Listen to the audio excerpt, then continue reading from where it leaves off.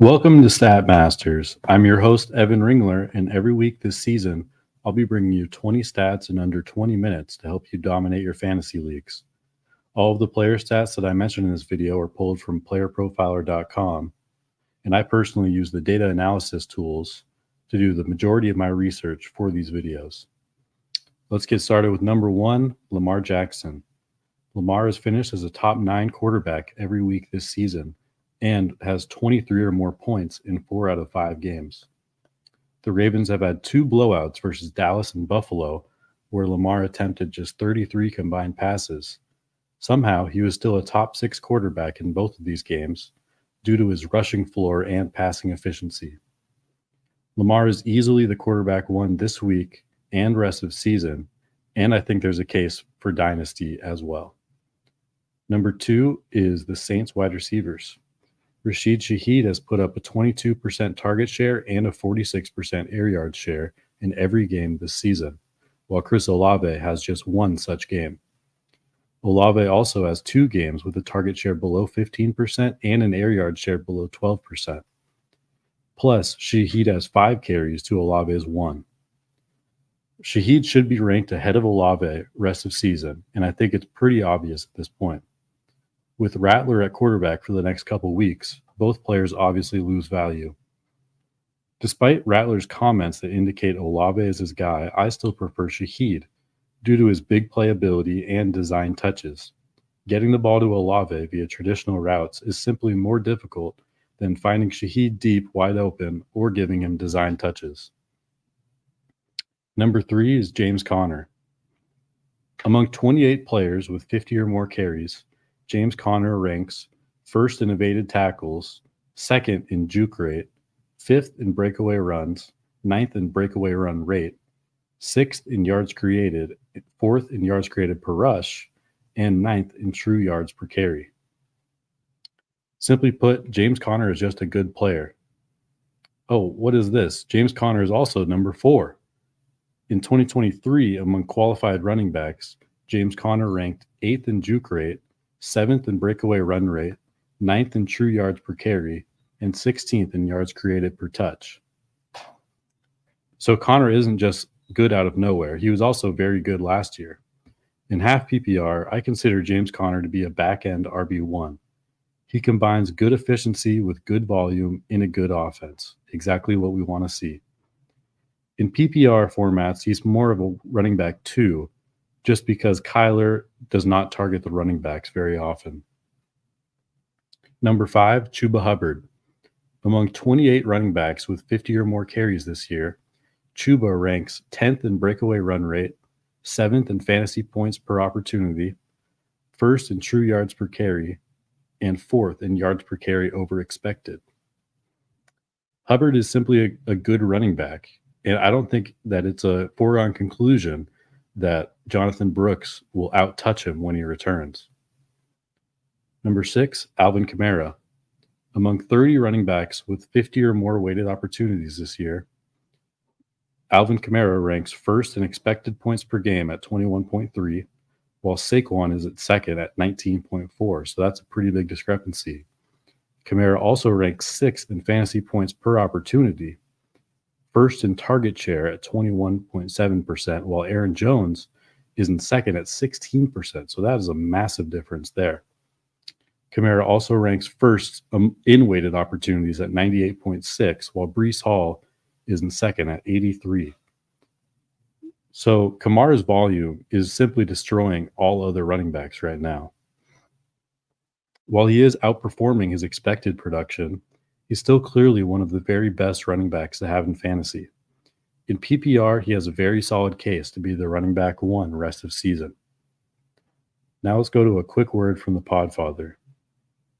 DFS getting harder every year, but we're here to make it easier with the DFS Dominator because I know a lot of optimizers keep coming out. Oh, our optimizer. What about this optimizer? But that optimizer. Well, we have a cash game optimizer that leverages the projections from Dario, Billy, the award-winning projections at PlayerProfiler.com, and builds the best lineups for cash games that have both upside and stability, because that's what you want. It's a couple clicks, boom, boom, boom. You get the best possible lineup for your cash games. But for tournaments, traditional optimizers don't work. That's why we have a lineup genius, which takes you through the process of building lineups the way they should be built. Which quarterbacks do you want to be overweight on? Then building stacks, then setting run backs, then optimizing and generating up to 150 lineups that you can easily import into DraftKings, into FanDuel. That's the DFS Dominator. It's only $45 a year, not a week, a year. Just go to Player Profiler, click on the DFS Dominator from the menu, and you won't be sorry. All right, let's get back to it with number 7, Breece Hall. Among 30 running backs with 50 or more weighted opportunities this year, Breece ranks 25th in breakaway run rate, 21st in fantasy points per opportunity, 30th in rushing juke rate, 30th in true yards per carry, 25th in yards created per rush, 27th in yards per route run, and 30th in yards per carry over expected. Now, Breece's run blocking has been horrible, no doubt about that. But is there really much of a difference between Rachaad White and Breece Hall? Both were good last year because of elite volume, and both are great receiving running backs that have been inefficient on the ground. As far as I'm concerned, the only difference is that Breece has fallen into the end zone a few times. Number 8 is our small sample king, Tank Bigsby. Among 59 running backs with 30 or more carries, Bigsby ranks first in breakaway run rate at 17.6%, while Kenneth Walker is in second at 13.5%, and Jonathan Taylor is third at 9.7%. Bigsby also ranks second in rushing juke rate, first in true yards per carry with a pretty wide margin, first in yards created per rush at 6.47, where Antonio Gibson is in second at 4.06, first in yards per carry over expected at 3.71, while Derrick Henry is second at 1.7. All of this is despite a mediocre run blocking rating and expected yards per carry. This otherworldly efficiency will surely regress as the season goes along, and Bigsby has been a complete zero in the passing game. However, Tank was a receiving threat in college, ranking in the 95th percentile in college target share. I think this could be a sign of things to come. What if Tank Bigsby is actually elite? Number 9, Jayden Daniels. After 5 weeks, the Commanders' offense has the best EPA per play since at least 2018. They currently are over 50% higher than second place this year, the Baltimore Ravens, expecting fireworks this weekend.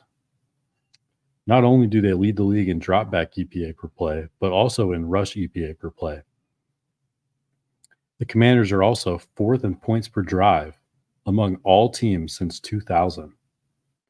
In a year where many of the league's best quarterbacks are likely out of the MVP race, why can't Daniels at least be in the competition? For Mahomes and Josh Allen, their offenses probably won't be good enough to win them the award. And Joe Burrow is playing out of his mind, but there's a good chance they miss the playoffs.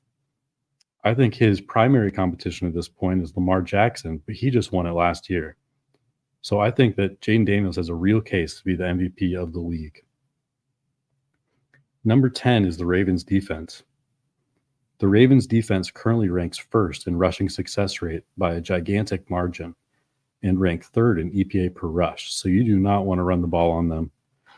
However, they also rank 25th in EPA per dropback and 20th in dropback success rate.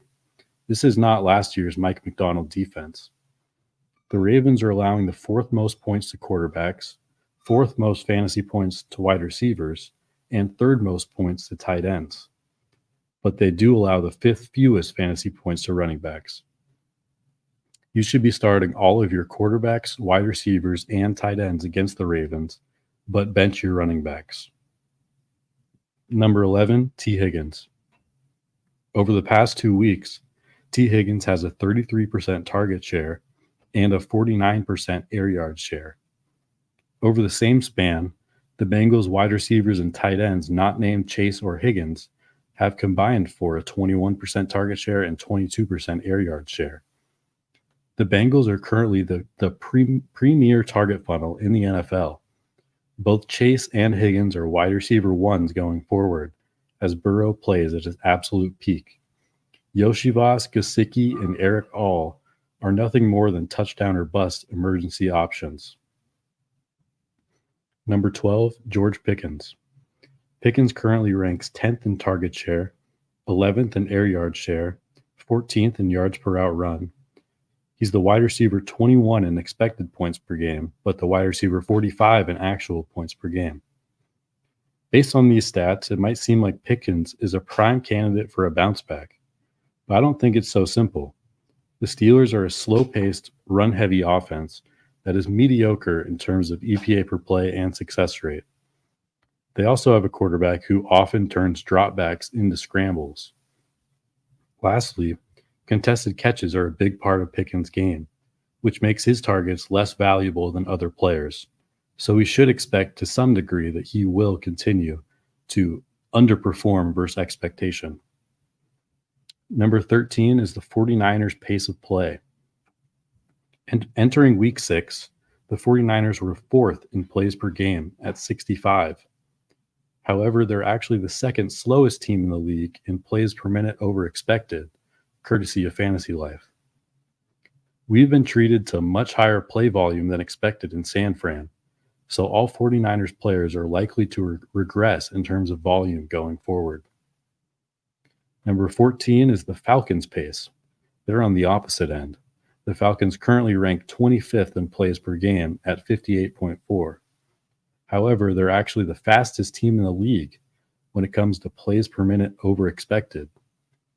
After this week against Carolina, this discrepancy will likely be even higher, as they should be ahead most of the game. However, going forward, we should expect the Falcons to run considerably more plays, which only helps the volume for everyone in the offense. Number 15 is the Vikings pass rate. The Vikings currently rank 26th in dropback rate. However, they're tied for 6th in dropback rate over expected. As the season goes along and they fall behind in more games, we are likely to see an increase in Minnesota's pass rate, which will lead to more volume for all their pass catchers.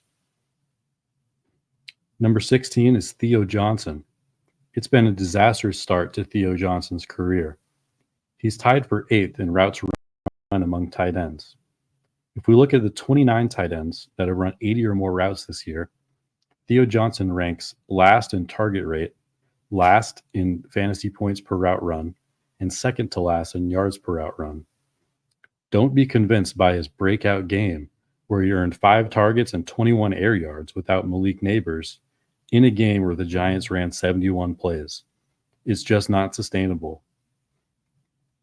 Number 17, Trey McBride. McBride is currently the tight end 2 in expected points per game at 15.1. He's also the tight end 6 in actual points per game, which doesn't sound too bad, except that he's averaging just 10.9 points per game, so he's over 4 points per game lower than expected.